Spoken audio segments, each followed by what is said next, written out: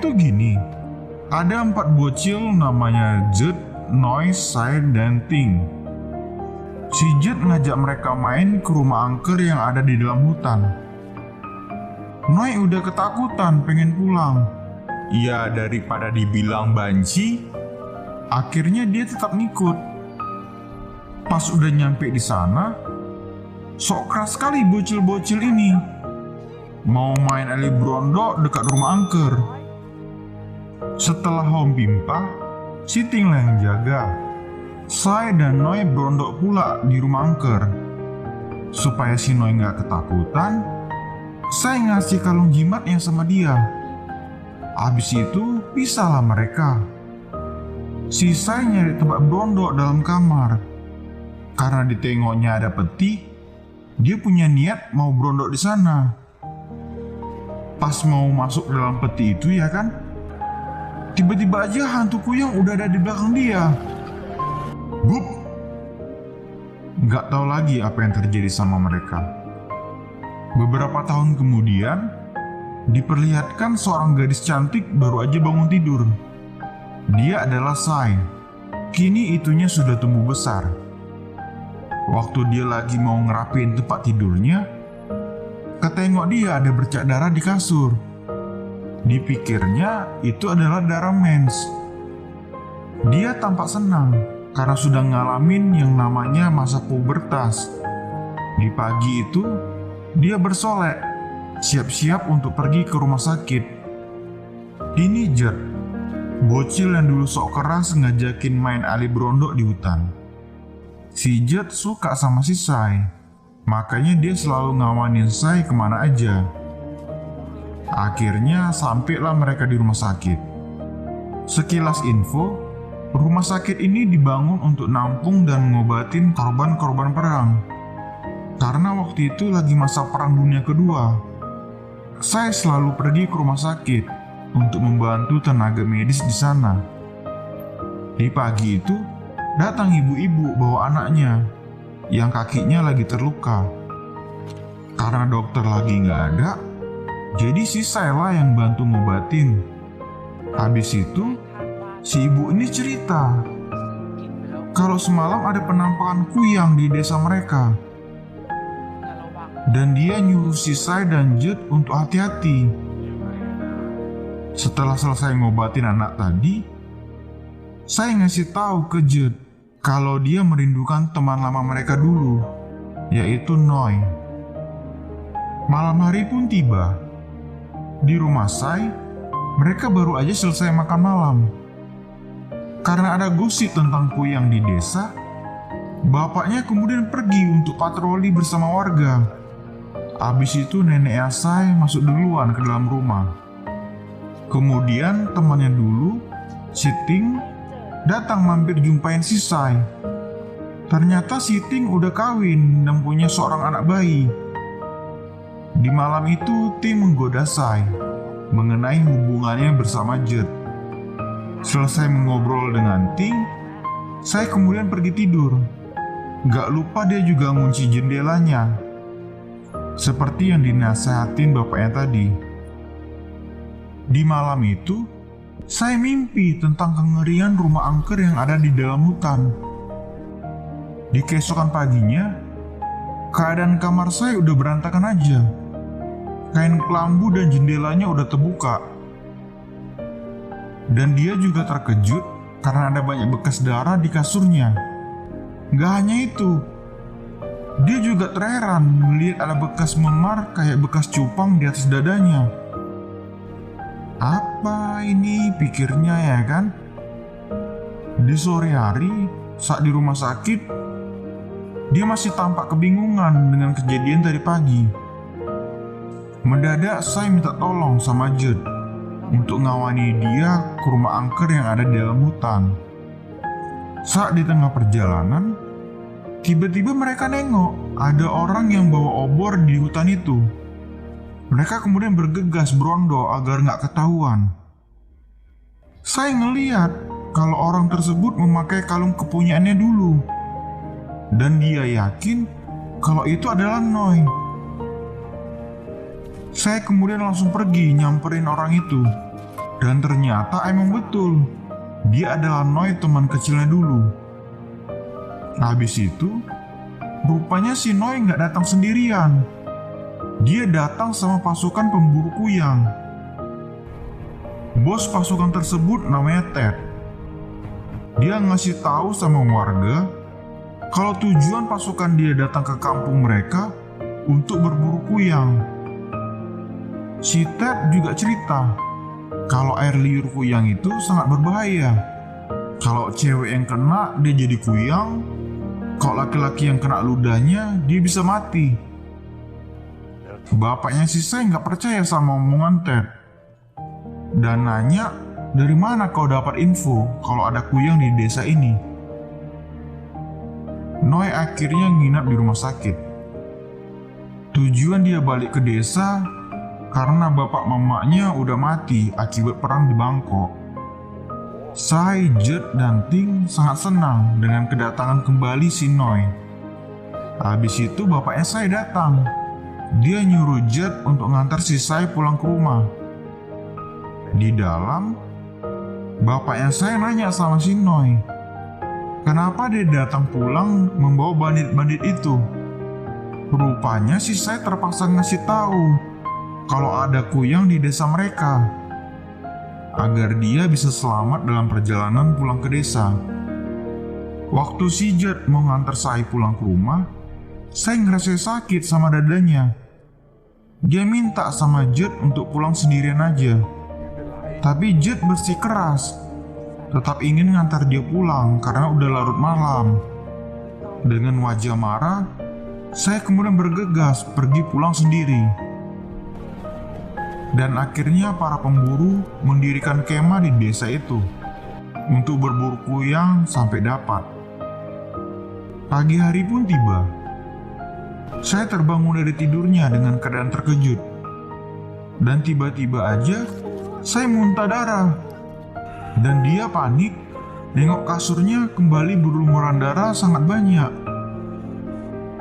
Begitu juga di bagian dada, luka memarnya semakin menyebar. Saya sangat syok dengan kejadian aneh pada dirinya. Di pagi itu, kampung mereka heboh karena ada kerbau mati yang bagian perutnya udah hancur. Saya juga datang nengok kejadian itu. Kemudian Noi datang nyamperin si Sai, ngajak dia untuk pergi nyari di mana si Jed. Rupanya ya kan, si Jed gabung jadi anggota pemburu kuyang. Dia diajarin cara nembak dengan cepat sama mereka. Si Noi dan Sai akhirnya jumpa sama dia di sana.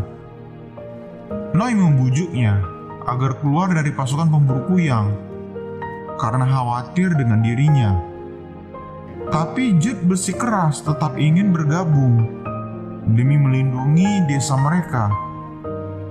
Ketika di malam hari, Jed mampir ke rumah Sai, nyuruh dia buat nutup pintu dan jendela.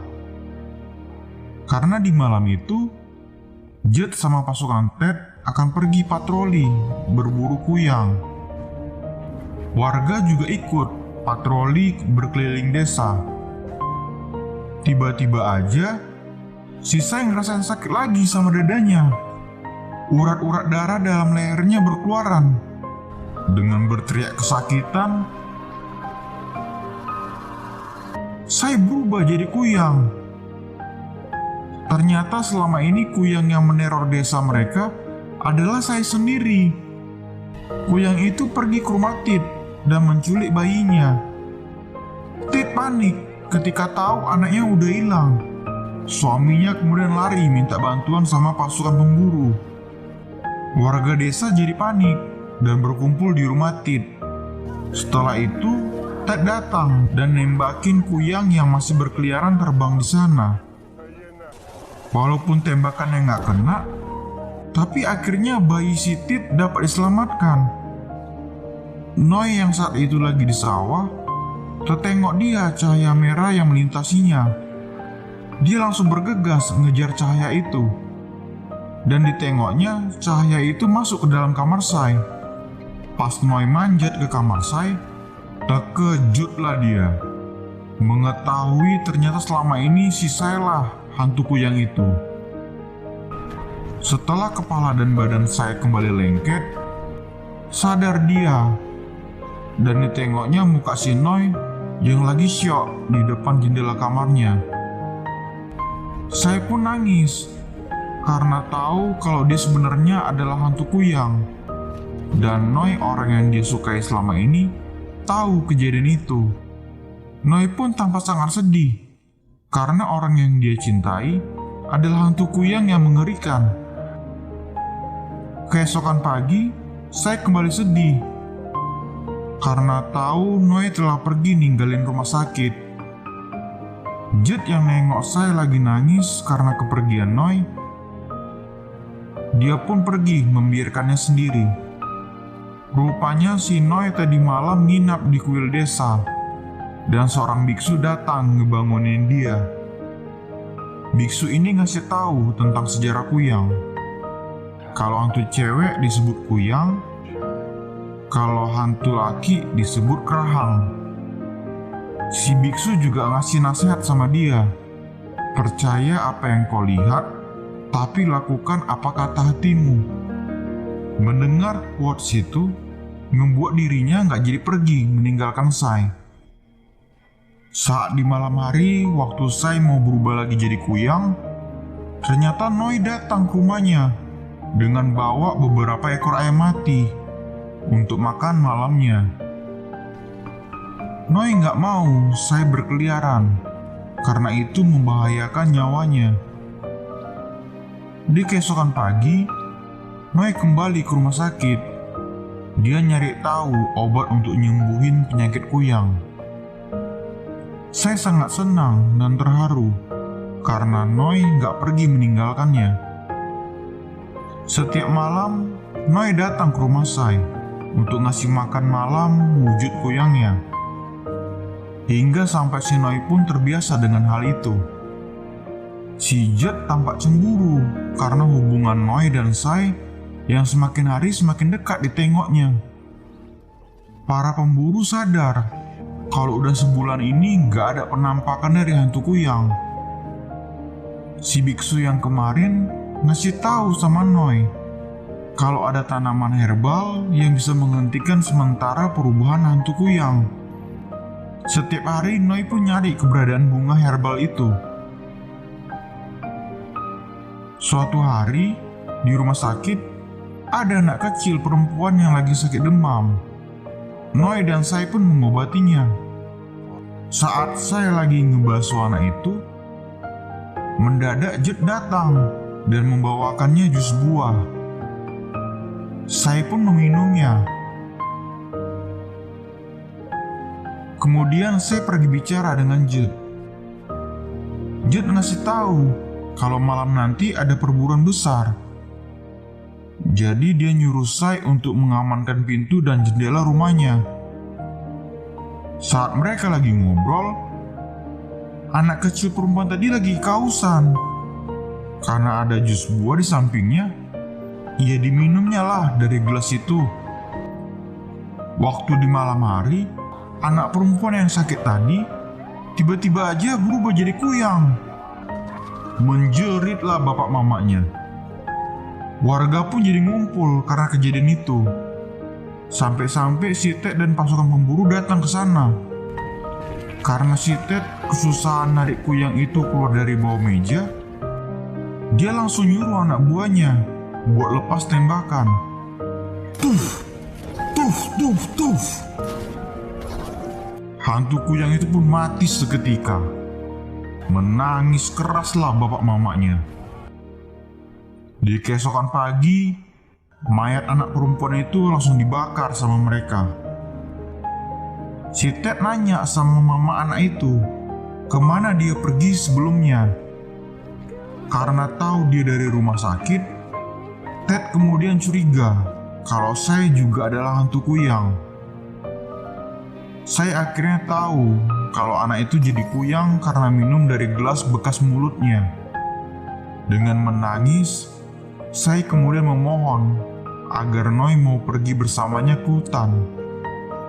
Karena dia dapat penglihatan kalau ada sesuatu hal di sana.